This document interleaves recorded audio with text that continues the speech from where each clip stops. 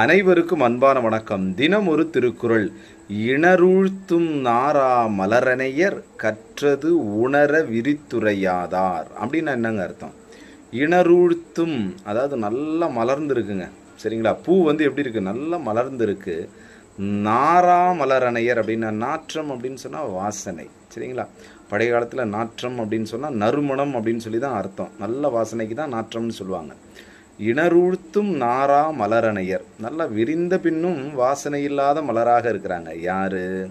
கற்றது, அவர்கள் படித்தவங்க, நல்லா படிச்சிருக்கிறாங்க.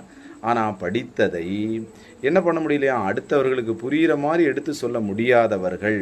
கற்றது உணர விரித்துரையாதார். விரித்துனா நல்லா டீட்டெயில்டாக எடுத்து சொல்ல முடியாதவங்க. படிச்சிருக்காங்க ஆனால் எடுத்து பேச தெரியாதவர்கள் வாசமில்லாத மலருக்கு ஒப்பாக இருப்பார்கள். மலர்ந்து என்ன பயன்?